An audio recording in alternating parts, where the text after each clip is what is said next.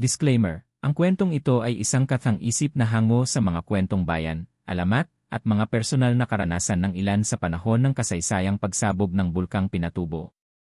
Bagamat may ilang bahagi na ibinase sa totoong pangyayari, ang mga karakter, nilalang, at mahika ay gawa ng imahinasyon at hindi layuning siraan ang anumang tao, lugar, tribo, o paniniwala. Ang kwentong ito ay para sa libangan at pagbabalik-tanaw sa mayamang kultura ng ating mga ninuno, pati na rin sa mga paniniwalang nagpapakilala sa ating pagka-Pilipino. Bago pa man sumabog ang Bulkang Pinatubo noong taong 1971,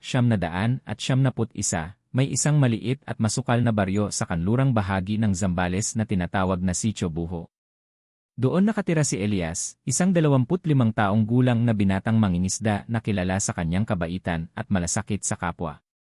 Tahimik ang kanilang pamumuhay sa tabi ng ilog, napapalibutan ng kagubatan at paanan ng bundok. Ang Sitio Buho ay kilala rin sa mga matatandang paniniwala, marami ang naniniwalang may mga nilalang na hindi dapat gambalain sa paligid ng kagubatan. May mga kwento ng itagapangalaga ng bundok, mga aninong lumilipad sa gabi, at mga hayop na nagkakaanyong tao. Ngunit sa paglipas ng panahon, unti-unti itong nakalimutan ng mga kabataan. Tanging ang mga matatanda na lamang tulad ni Lola Purang, ang lola ni Elias, ang patuloy na nagbabala, huwag ninyong paglaruan ang kagubatan sa dapit hapon. May mga matang laging nakatingin. Noong unang linggo ng Hunyo, nagsimula ng maramdaman ang mga pag-uga ng lupa. Hindi ito ordinaryong lindol. May kasamang amoy asupre at tila may mga pumuputok sa ilalim ng lupa. Nagtaka ang mga tao ngunit pinilit nilang maging kalmado. Isa sa mga matandang albularyo sa sitio, si Mang Ambo, ang unang nagsabi, hindi ito simpleng lindol. May gumigising sa ilalim ng lupa. Habang papalapit ang araw ng pagsabog, mas dumadalas ang kakaibang mga pangyayari. May mga alagang hayop na bigla na lang nawawala.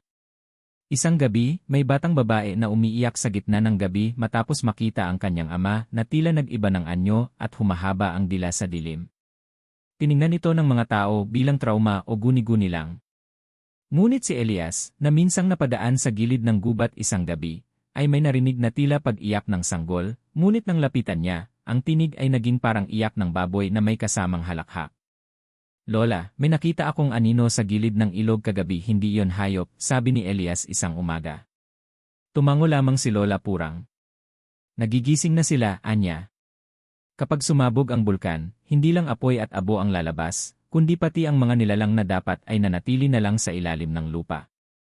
Habang palapit na ang pagsabog ng Pinatubo, isang araw ay may bumisitang taga-gobyerno upang hikayatin ang mga tao na lumikas. Ngunit ang ilan ay nagmatigas, lalo na ang matatandang ayaw iwan ang kanilang tahanan. Isa na rito si Mang Andoy, isang kilalang retiradong sundalo. Mas takot pa ako sa mga nilalang dito kaysa sa bulkan, anya. Isang kakaibang pahayag na hindi pinansin ng karamihan. Ngunit isang gabing maulap, isang matinding alinggaw ang yumanig sa buong sitio. Nagising si Elias sa pag-uga ng lupa, pag-ulan ng abo, at sa isang matinis na huni na hindi niya pa kailanman narinig, tila halakhak ng bata na humahalo sa alulong ng hayop. Paglabas niya ng bahay, nakita niyang namumutla ang paligid. Ang mga dahon ng saging ay balot ng puting abo, at ang hangin ay parang usok na masangsang.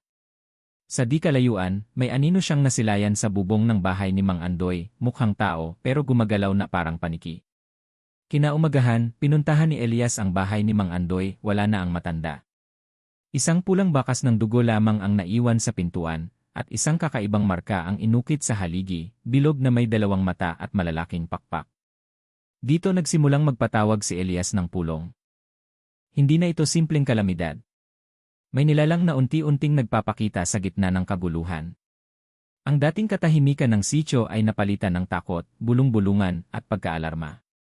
Ang ilang pamilya ay nagsimulang lumikas patungo sa mas malalayong bayan, ngunit ang iba, gaya ni Elias at ang kanyang pamilya, ay piniling manatili upang alamin ang katotohanan sa likod ng mga nangyayari. Habang humihigpit ang banta ng pagsabog, kasabay ring lumalalim ang hiwaga. Si Elias ay tumanggap ng panaginip mula sa isang matandang babae, nakasuot ng puting saya, may mahabang buhok, at nagsabi, may sumpang nabubuhay tuwing bumubuka ang lupa. At ikaw, Elias, ay tagapagmana ng lihim na ito. Ang tanong, anong sumpa? Bakit siya? At anong koneksyon ng kanilang sitio sa mga nilalang ng dilim? Ito na ang simula ng kanyang laban, hindi lamang laban para sa buhay, kundi laban para sa katotohanan na matagal nang nilibing sa ilalim ng abo ng pinatubo. Makalipas ang ilang araw mula nang lumitaw ang mga kakaibang pangyayari sa Sitio Buho, mas lalong naging madalas ang mga panaginip ni Elias. Hindi ito mga karaniwang panaginip, tila totoo, malinaw, at may kakaibang presensya. Gabi-gabi, napapanaginipan niya ang parehong babae, puti ang kasuotan, mahaba ang buhok, at may matatalim na matang tila humihingi ng tulong. Sa kanyang panaginip, palaging naglalakad si Elias sa isang daang binabalot ng usok at abo. Wala siyang makita kundi mga aninong umiiyak, at sa dulo ng daan ay isang malaking pinto na gawa sa batong may ukit ng mga mata at pakpak. Bago siya magising, palagi siyang naririnig na may boses na nagsasabi, ang kadiliman ay bumabalik sa lugar na matagal nang kinalimutan. Ikaw ang tagapasan ng liwanag. Kinabukasan, pinayuhan siya ni Lola Purang na dalawin si Aling Soraya, isang matandang babae sa kabilang sitio na kilalang may kakayahang bumasa ng mga panaginip. Bagaman maraming takot kay Aling Soraya, dahil madalas itong hindi lumalabas at may mga alagang uwak, naglakas loob si Elias. Hindi na siya mapakali sa mga misteryong bumabalot sa kanyang paligid.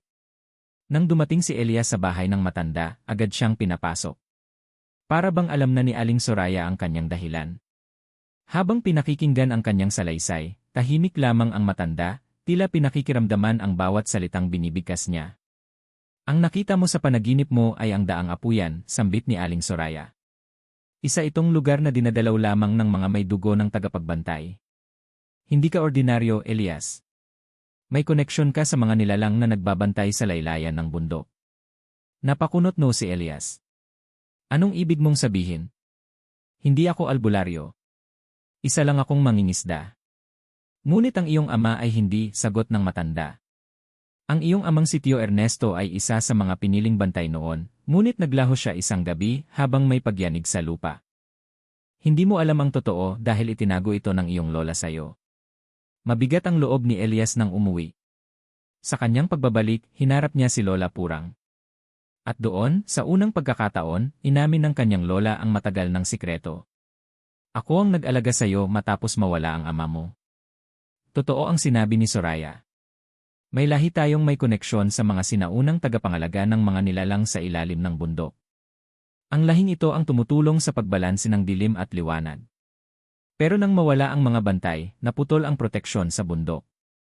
Dagdag pa ni Lola Purang, ang bulkang Pinatubo ay hindi lamang likas na kalikasan. Isa itong sisidlan ng sumpa, isang pintuang sinarado noon pa mang panahon ng mga ninuno. Ngunit kapag sumabog ito, bumubukas muli ang pinto. Kasabay ng mga rebelasyong ito ay ang lalong paglala ng sitwasyon sa sitio. Isang gabi, habang nagkukumpuni ng bubong si Elias, may narinig siyang huni ng ibon. Ngunit nang lingunin niya, isang nilalang ang nakita niyang nakaupo sa bubungan, may anyong tao, ngunit ang balat ay parang abo, ang mga mata ay pula, at ang dila ay mahabat kumakampay sa hangin. Agad siyang tumakbo pababa at kinuha ang mutyang iniwan ng kanyang lola, isang puting bato na nakatali sa pulseras. Nang itutok niya ito sa nilalang, napaatras ito at nagsimulang manginig. Doon niya na lamang may lakas ang batong iyon laban sa mga nilalang ng dilim. Lumapit sa kanya si Lola at nagsabi, iyan ay mutyang nagmula sa unang liwanag. Isa itong proteksyon pero pansamantala lamang. Kung nais mong ganap na maprotektahan ang sitio, kailangan mong hanapin ang diwata ng abo. Ano ang diwata ng abo? Tanong ni Elias. Ito ay isang sinaunang espiritu na nakatali sa Pinatubo. Siya ang bantay ng balanse. Matagal na siyang natutulog pero maaaring siya lang ang may kakayahang isara muli ang pintuang binuksan ng pagsabog. Sa kabila ng takot, nagpa siya si Elias na hanapin ang diwata. Naniniwala siyang ito ang tanging paraan upang mailigtas ang kanyang pamilya, ang sitio, at ang sarili sa lumalawak na kadilimang nagmumula sa bulkan. Ngunit bago siya umalis, may ibinilin si Lola, huwag kang titingin sa mata ng nilalang, sapagkat doon nila kinukuha ang iyong alaala. Kapag nakalimutan mo kung sino ka, wala nang balikan. Sa mga sumunod na araw, tuluyang lumayo ang ibang residente, ngunit si Elias ay nagsimulang maghanda. Bitbit ang mutya, isang gulok ng kanyang ama, at ang mga babala ng kanyang lola, tumungo siya sa paanan ng bundok, sa gubat na bawal pasukin, upang hanapin ang diwata at ang kasagutan sa sumpang unti-unting bumabalot sa kanilang mundo. Ang oras ay nagtatakda. Ang abo ay unti-unting bumabalot sa liwanag. At si Elias ang tanging pag-asa. Ika-11 ng Hunyo. Isang araw na hindi malilimutan sa buong kasaysayan ng Pilipinas, ang araw ng isa sa pinakamalalakas na pagsabog ng bulkan sa mundo, ang Bulkang Pinatubo. Ngunit para sa Sitio Buho, ito rin ang araw na nagsimula ang isang mas madilim na yugto. Hindi lamang ang mga abo at putok ng bulkan ang gumising sa mga tao, kundi pati na rin ang mga nilalang na matagal nang natutulog sa ilalim ng lupa. Madaling araw pa lang ay umuugong na ang lupa. Nagigising ang mga tao sa bawat lindol na tila kumakain sa mga dingding ng kanilang mga bahay. Ang langit ay dumilim at parang gabi ang paligid kahit 10:00 pa lang ng umaga. Nag-uunahan ang mga tao sa paglikas, ngunit marami ang natigil sa daan, hindi dahil sa mga batong gumugulong mula sa bundok kundi dahil sa mga aninong sumasalubong sa kanila. Isa sa mga unang nabiktima ay si Mang Teodoro, isang masigasig na magsasaka na kahit kailan ay hindi naniniwala sa mga kwentong aswang. Sa gitna ng kanyang pagtakbo kasama ang kanyang anak, may nilalang na bumagsak mula sa puno ng kawayan, mabilis, kulay abo ang balat, at may mapuputing mata na walang balintataw. Agad nitong sinunggaban si Mang Teodoro, at sa harap ng anak ay kinain nito ang kanyang leg. Nabitawan ng bata ang kanyang dalang sako ng bigas at napasigaw, "Aswang!" Nagkalat ang sigaw ng bata sa buong sitio. Ang salitang "i-aswang-i" ay matagal nang kinatatakutan, ngunit ngayon ay totoo nang naglalakad sa gitna nila. Ang dating alamat ay naging katotohanan. Sa bawat sulok ng kagubatan, sa bawat anino sa gilid ng daan, may mga matang nakamasid, umiilaw sa dilim, humahabol sa sinumang nagpapakita ng takot. Samantala, si Elias, habang papalapit sa paanan ng bundok upang hanapin ang diwata ng abo, ay nararamdaman na rin ang bigat ng sitwasyon. May dala siyang lampara, isang bayong ng pagkain, at ang mutyang iniwan ni Lola Purang. Sa bawat hakbang sa kabubatan, pakiramdam niya ay may mga matang sumusunod sa kanya. Ang katahimikan ng paligid ay parang palahaw ng mga kaluluwang naghihintay ng hustisya. Sa gitna ng gubat, naramdaman ni Elias ang isang pagyanig na mas matindi sa nauna. Sa kanyang pagkakatayo, bumuka ang lupa sa harap niya. Sa ilalim ay tila may umuusok na siwang, at sa paglapit niya ay may narinig siyang mga boses, mga bulong na hindi niya maintindihan, pero may tono ng paninisi at pagdurusa. Bigla, may kamay na tumalon mula sa siwang, mahaba, madumi, may kuko na tila matutulis na bakal. Agad niyang inihampas ang mutya sa nilalang. Napaatras ito at sumigaw ng malalim na boses, "Hindi ka dapat nandito, tagapagmana ng liwanag." Tumakbo si Elias, nanginginig, habang inaalala ang bilin ng kanyang lola, huwag tumingin sa mata. Dahil sa kaguluhan, napasigaw siya, "Nasaan ka, diwata ng abo?" "Nandito ako. Tulungan mo kami." Ngunit tanging etyo ng sarili niyang tinig ang bumalik sa kanya. Sa kabilang banda ng sitio, ang mga tao ay lalong natataranta. Ang evacuation center na tinakda ng lokal na pamahalaan ay inatake ng isang grupo ng nilalang na anyong tao sa umaga, ngunit sa dilim ng gabi, ay tila mga halimaw, naglalaway, mapuputla, at walang takot sa kutsilyo o bala. Isa-isang nagsisigawan ang mga tao, "Aswang!" Hindi sila tao. Ang mga sundalong na ipadala upang tumulong ay hindi inaasahan ang ganitong uri ng kalaban. "Ano to?" Hindi to ordinaryong kaguluhan, sigaw ng isang sundalo habang tinatamaan ng mahaba at matulis na kuko ng halimaw ang kanyang kasama. Sa gitna ng kaguluhan, bumalik si Elias sa kanilang baryo upang hanapin si Lola Purang. Ngunit sa kanyang pagdating, halos hindi na niya makilala ang lugar. Nasunog ang ilang bahay, ang iba ay bumagsak sa lakas ng lindol, at ang hangin ay amoy dugo at abo. Ngunit higit sa lahat, isang nilalang ang nakatayo sa gitna ng plaza, matangkad, balingkinitan, at may mukha ng tao pero may pakpak ng paniki at matang mapupula. Nakatingin ito sa kanya, parang inaabangan siya. "Elias," sambit ng nilalang. "Ikaw ang anak ng traidor. Ang lahing nagkulong sa amin ay lahing sisira rin sa inyo." Dahil sa takot at galit, inihampas ni Elias ang mutya. Sumigaw ang nilalang, ngunit bago ito tuluyang maglaho, binigkas nito ang isang huling babala. Sa ikatlong gabi, ang pintuang batong isinara ng mga ninuno ay bubuka. "Doon lalabas ang ina naming tunay.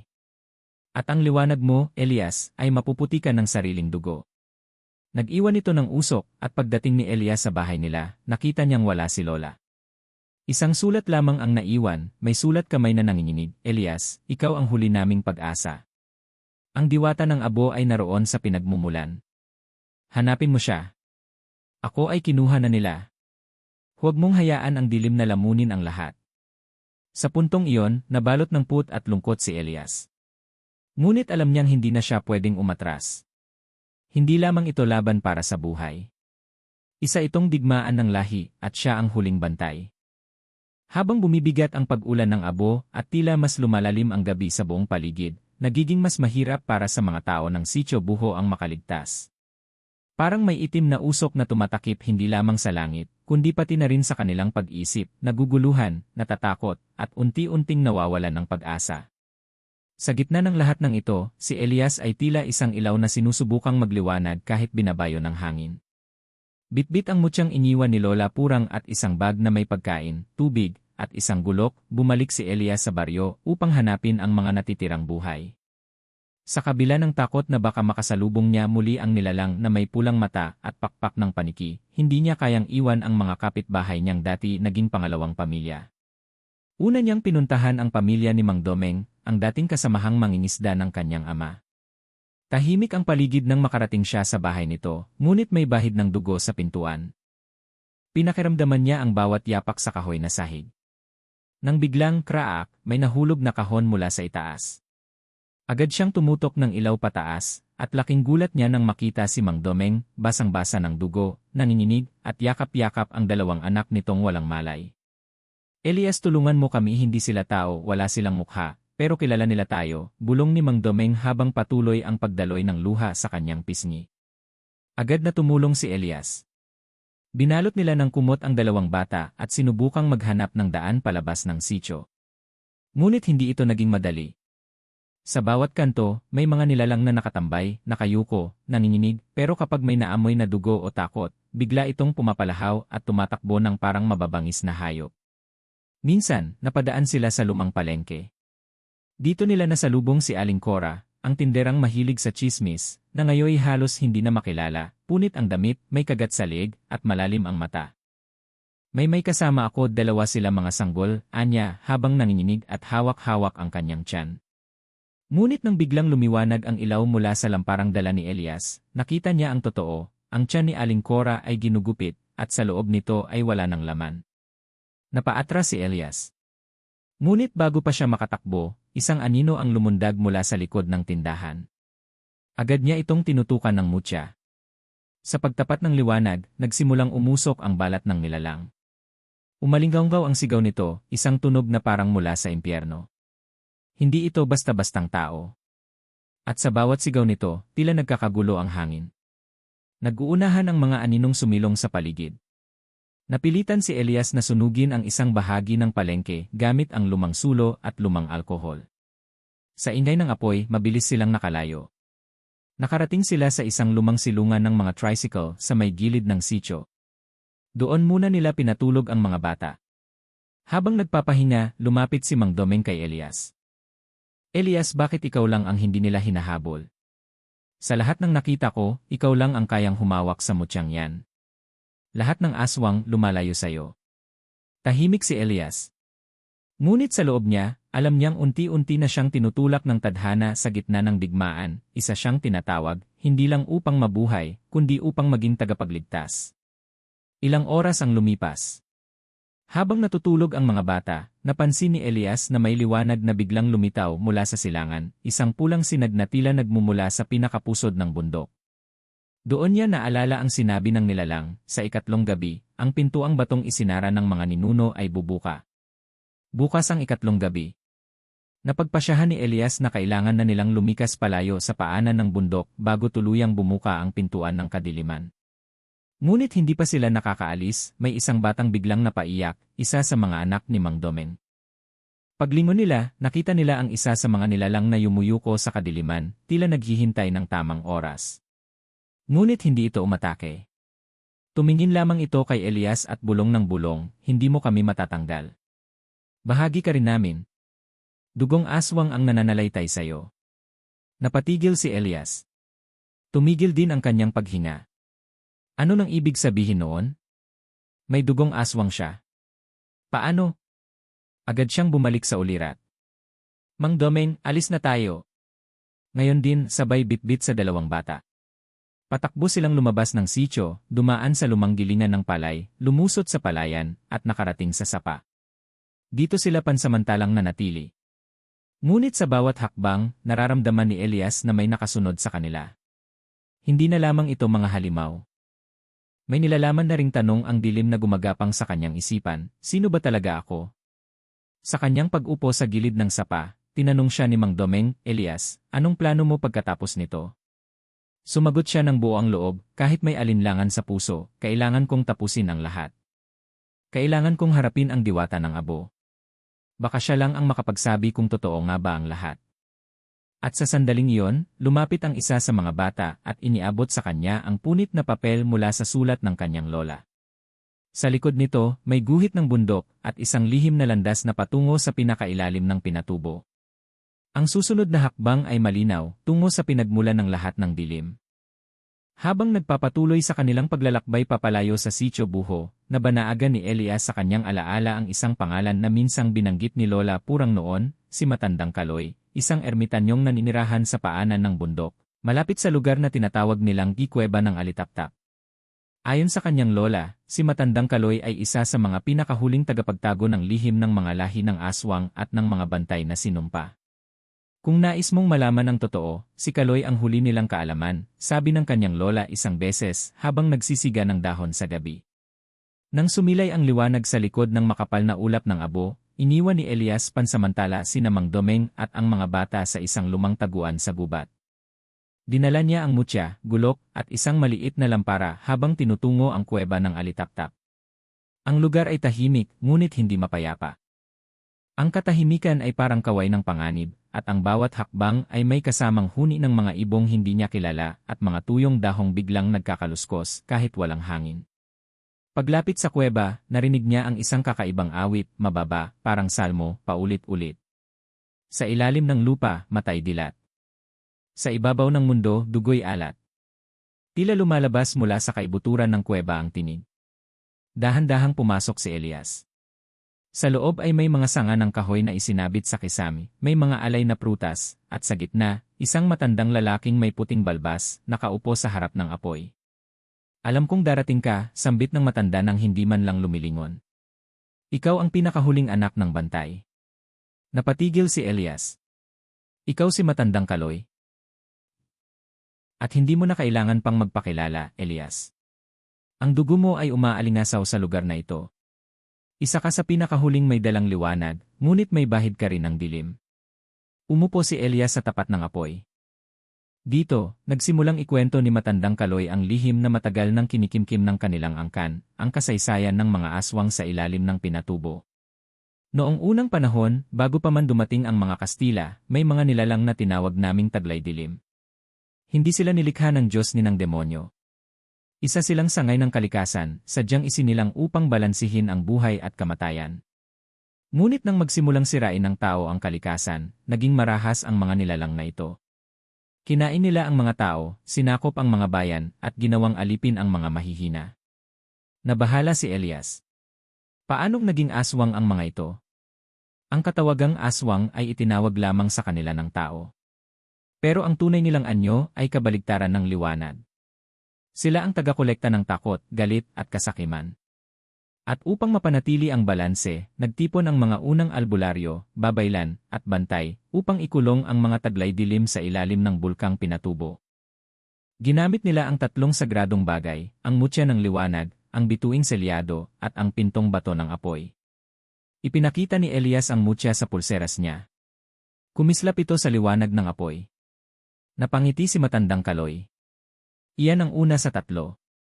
Ang iyong ama ay may hawak ng pangalawa, ang bituing selyado, ngunit nang mawala siya, nawala rin yon. At ang pintong bato ng apoy, tanong ni Elias. Naroon sa pusod ng bundok. Kapag ito'y bumukas, lalabas ang ina ng mga nilimot, ang pinakapuno ng lahat ng aswang, at siya rin ang dahilan kung bakit nabubuhay muli ang mga taglay dilim tuwing may malaking sakuna. Tahimik si Elias habang iniisip ang lahat ng impormasyong natanggap. Ang buong pagkatao niya ay parang hinugot mula sa dati niyang katahimikan. Isang mangingisdang biglay naging tagapagtanggol ng mundo.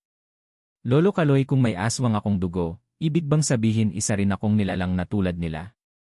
Ang dugo ay hindi laging kapalaran. Ang ginagawa mo, yan ang tunay mong katauhan. Kahit ang liwanag, kapag nalubog sa kadiliman, ay pwedeng muling umilaw. At ikaw, Elias, ay may pagkakataong panibaguhin ang kasaysayan. Lumapit si matandang Kaloy sa isang maliit na kahon na may selyong kahoy. Binuksan niya ito at inabot kay Elias ang isang maputing bato na may ukit ng mata sa gitna. Ito ang ikalawang bahagi ng bituing selyado.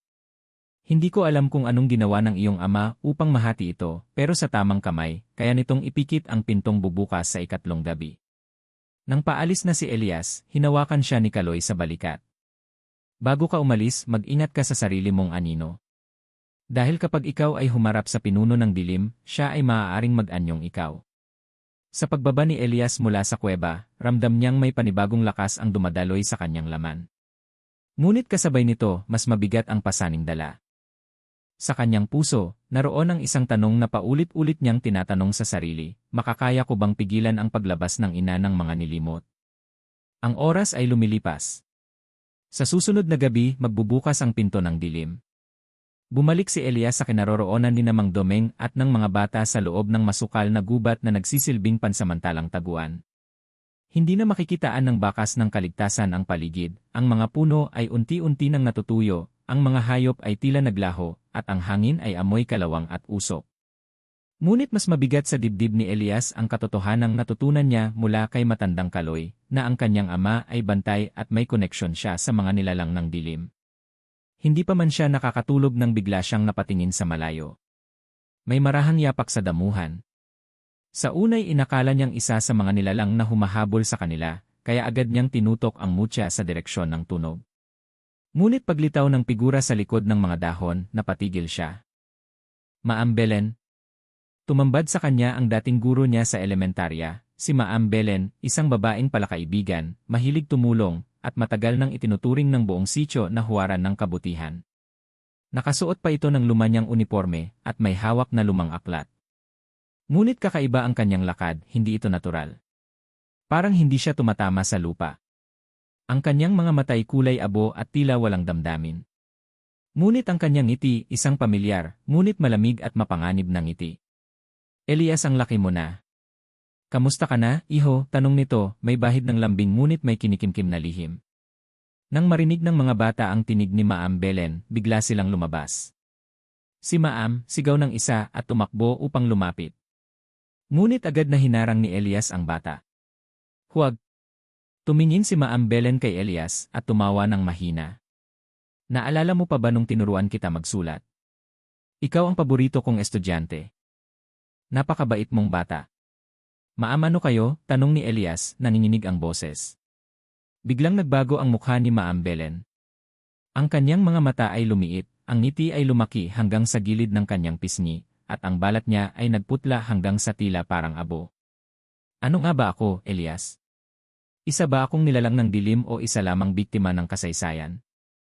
Naglakad si Maam Belen palapit kay Elias. Bawat hakbang niya ay tila may kasamang hampas ng malakas na hangin. Nang ilang dipa na lamang ang pagitan nila, tinutok ni Elias ang mutya. Ngunit sa kanyang pagkabigla, hindi ito umilaw. Napaatras si Elias. Bakit hindi ka tinatablan? Ngumiti si Maam Belen. Dahil ako'y kalahating tao, Elias. At kalahating dilim. Tulad mo. Nanlaki ang mata ni Elias. Hindi niya alam kung paano niya tatanggapin ang sinabi ng dating guro. Ngunit sa loob-loob niya, may bahagi ng sarili niyang nagtatanong kung bakit ganoon kalakas ang koneksyon niya sa mga nilalang, at bakit ang mga aninong nilalang ay tila hindi siya kayang lapitan. Alam mo bang ang ama mo ay isa sa mga nagligtas sa akin? Noon, isa akong guro na naipit sa gitna ng kaguluhan. Ngunit noong sumabog ang pinatubo, may nilalang na pumasok sa katawan ko upang iligtas ako. Kaya't mula noon, dalawa na ang boses sa loob ko. Hindi makapagsalita si Elias. Gusto niyang maniwala na may kabutihan pa sa kanyang dating guro, ngunit ang katotohanan ay kitang-kita sa itsura nito, hindi na siya ang dating Maam Belen. Gusto ka naming buhayin, Elias. Gusto ka naming maging gabay sa bagong mundo. Ang pintuang bato ay magbubukas-bukas, at kailangan ka namin upang paunahan ang bagong lahi ng kadiliman. Hindi ako tulad ninyo, sigaw ni Elias. Pero isa ka sa amin. Ang dugo mo, Elias, hindi mo na maitatanggi. Kaya ngayon pa lang, pumili ka. Sasama ka sa amin o ililibing ka sa abo ng mundo. Biglang nagsilabasan mula sa mga puno ang maraming nilalang, may ilan ay anyong tao, ang iba'y putlang-putla, may matutulis na ngipin, at may pakpak na pilit itinatago sa likod ng kanilang suot. Ngunit bago pa man makakilos si Elias, may sumigaw mula sa likod ng gubat. Umalis kayo, sigaw ni Mang Domeng, bitbit ang isang sulo na may nakapulupot na bawang at asin. Hinampas niya ito sa lupa at lumitaw ang matinding liwanag. Napasigaw ang mga nilalang, pati si Maam Belen ay napaatras. Mas pipiliin kong mamatay bilang tao kaysa mabuhay bilang halimaw, sigaw ni Elias sabay hampas ng mutya. Nabiyak ang lupa sa ilalim ng mga nilalang. Ang ilan sa kanila ay nahulog habang ang iba'y umatras. Si Maam Belen ay hindi tumakbo, bagkus ay tumingin kay Elias na may lungkot sa kanyang malaabo niyang mata. Sana'y huwag mong ikahiya ang tunay mong pagkatao, dahil sa dulo, ikaw rin ay babalik sa amin, bulong niya bago tuluyang naglaho sa usok. Pagkatapos ng engkwentrong iyon, humina si Elias. Naupo siya sa tabi ng isang punong gumuguho. Nanginginig siya, hindi sa takot sa mga nilalang kundi sa katotohanang narinig niya mula sa kanyang dating guro. May bahagi siya ng dilim. Ngunit, nang muling tiningnan ni Elias ang mutyang hawak niya, napansin niyang ito'y unti-unting kumikislap. Hindi dahil sa takot, kundi sa tapang. Alam niyang kahit ano pa ang laman ng kanyang dugo, may mas malakas pa rin ang kanyang kalooban. At ito ang gagamitin niya upang harapin ang huling laban. Gabi na. Ang huling gabi bago sumapit ang ikatatlong gabi mula nang bumuka ang lupa at pumutok ang pinatubo. Ayon sa mga hula at babala, ito ang gabing muling magbubukas ang pintuang bato, ang daanan palabas ng mga nilalang ng dilim at ang pagsilang ng ina ng mga nilimot. Habang natutulog si Mang Domeng at ang mga bata sa taguan, tahimik na naghahanda si Elias. Sa kanyang bag ay naroon ang tatlong pinakamahalagang bagay, ang mutya ng liwanag na iniwan ng kanyang lola Purang. Ang bahagi ng bituing selyado na ibinigay ni Matandang Kaloy. At ang gulang na gulok ng kanyang ama, ang huling alaala ng isang bantay na nawala sa dilim. May lihim na guhit sa likod ng sulat ng kanyang lola, na ngayon ay itinuturing niyang mapa, nagtuturo ito ng landas patungo sa pinakailalim ng bundok, kung saan nakatago ang pintuang bato.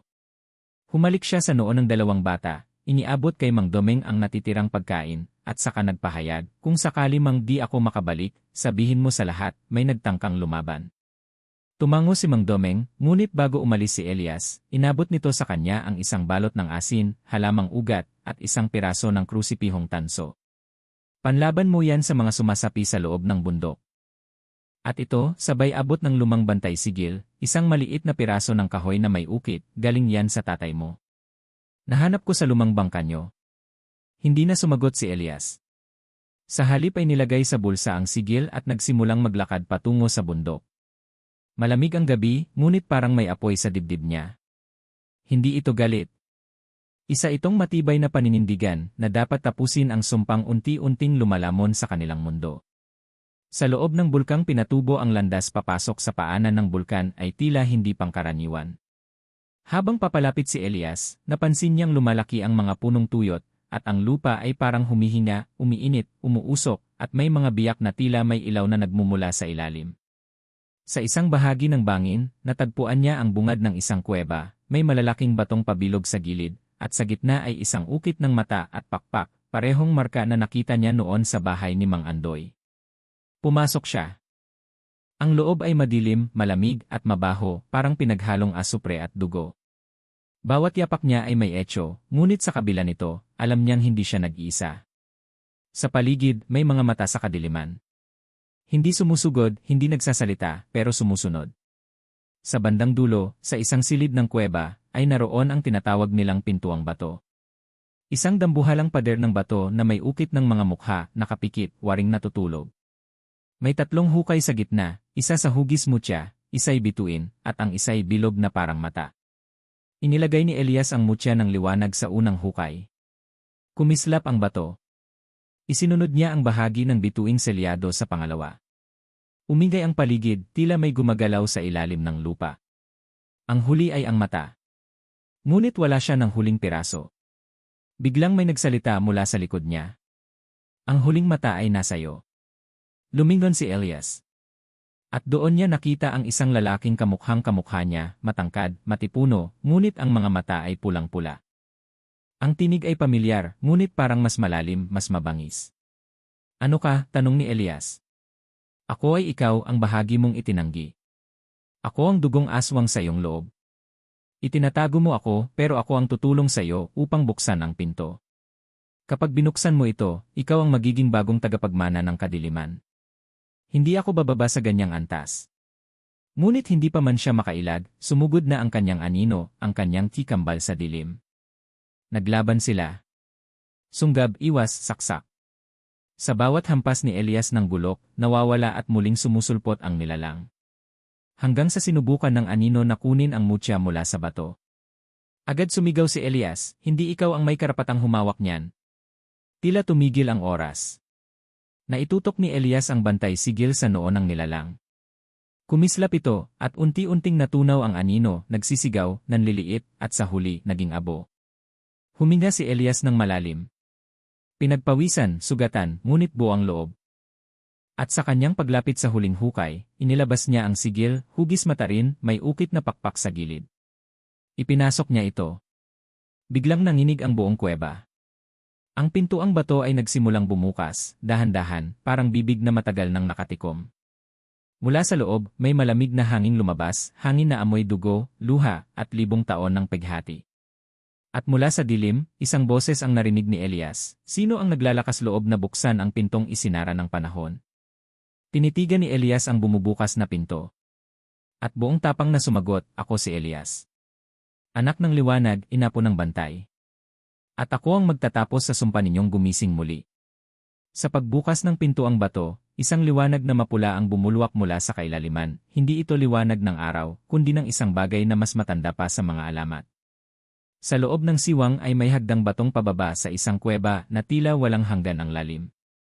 Sa bawat hakbang ni Elias, nararamdaman niya ang bigat ng panahong lumipas, ang daan ay tila may binabantayang lihim, at bawat bato ay may ukit ng kasaysayang tinakpan ng takot. Pagdating niya sa pinakailalim, isang dambuhalang luklukan ng bato ang bumungad sa kanya, at sa gitna nito, isang nilalang na nakaupo, ang ina ng mga nilimot. Hindi ito mukhang halimaw, kundi isang babaeng may mahabang buhok na umaabot sa lupa, balat na parang abo, at mata na dilat ngunit walang laman. Nakasuot siya ng telang itim na tila usok, at sa bawat hina niya ay lumalabas ang mga kaluluwang walang katahimikan. Elias, sambit niya sa tonong parang kurot sa puso. Anak ng aking anak. Dugong galing sa akin. Nanlaki ang mata ni Elias. Ako? Paano? Ang ama mo'y nanggaling sa lahi ng mga tagabantay, ngunit sa ugat niya ay nananalaytay ang dugo ko. Isa siya sa mga sumira sa pintuang ito noon, ngunit sa puso niya, hindi niya ako kayang talikuran. Sa'yo, ipinasa niya ang apoy ng desisyon. Lumapit siya. Ngunit sa bawat hakbang ng nilalang, namamatay ang mga ilaw sa paligid. Tumitigil ang hangin, at tila unti-unting nilalamon ng dilim ang lahat. Lumapit ka, Elias, wika ng ina. Ako ang simula. Ako ang dapat maging wakas. Ang mga tao'y nakalimot sa kalikasan, sa kanilang ugat. Ako ang magbabalik ng balanse. Ngunit hindi ko kayang gawin mag-isa. Kailangan kita, ang huling supling na may liwanag at dilim. Nag-aalab ang dibdib ni Elias. Alam niyang totoo ang lahat, ang dugo ng dilim ay nasa kanya. Ngunit ang kanyang puso ay buo, hindi siya tagapagmana ng kasamaan. Hindi ko ipapamana ang kadiliman sa susunod na salinlahi. Hindi ako ang magiging gabay ng iyong pagbabalik. At kung kinakailangan, isasara ko ang pinto gamit ang sariling buhay. Tumaas ang boses ng ina. Wala kang kapangyarihan na labanan ako. Ngunit sa sandaling iyon, kinuha ni Elias ang mutya ng liwanag, itinaas ito, at sabay na inilabas ang sigil at ang bituing selyado. Ang tatlong sagradong bagay ay biglang kumislap, at mula sa kisam ng kuweba, bumagsak ang mga sinag ng liwanag na tila mga palaso ng langit. Nagliyab ang paligid. Napasigaw ang ina ng mga nilimot, ang katawan niya ay nagsimulang lumusaw, ngunit sa kabila nito, patuloy siyang lumalapit. Hindi pa tapos ang lahat. Hanggat may takot, may puwang kami sa mundo. Kung ganoon, sigaw ni Elias, hindi na kami matatakot. Itinaga niya ang gulok sa bato sa gitna ng kuweba, ang pinakaugat ng pinto. Sa mismong pagkakabiyak ng bato, lumabas ang apoy ng sagradong kalikasan. Pinalibutan nito ang buong lugar. At sa huling sandali, sumigaw ang ina ng mga nilimot, isang sigaw na puno ng galit, sakit, at pagkabigo, bago tuluyang lamunin ng liwanag. Sa itaas ng mundo pagmulat ni Elias, nakahiga siya sa isang damuhan sa gilid ng bulkan. Ang langit ay maliwanag na. Wala ng abo. Wala ng lindol. Wala na ring bakas ng mga nilalang ng dilim. Lumapit si Mang Domeng, bitbit ang mga bata. Elias, buhay ka. Tahimik lang si Elias. Ngunit sa kanyang mga mata, nandoon ang lalim ng digmaang nilampasan niya. Ang mutya sa kanyang pulseras ay wala na, naging abo. Ngunit sa kanyang puso, alam niyang may naipasa siyang mas mahalaga, pag-asa. Ilang linggo pagkatapos bumalik na sa normal ang sityo. Unti-unting nagtanim muli ang mga tao. Binalik ang mga paaralan. Ngunit si Elias ay piniling manahimik. Nag-ukit siya ng isang piraso ng kahoy, isang mata, isang bituin, at isang mutya. Inilagay niya ito sa gitna ng sityo. Para sa lahat ng mga nagbuwis ng buhay. At para sa mga hindi na muling babalik. Sa huling gabi ng kanyang pananatili, lumapit ang isang batang babae sa kanya. Tito Elias, totoo po ba ang aswang? Ngumiti siya. Totoo. Pero mas totoo ang kabutihan. Huwag mong kalimutan yan. 4 na po.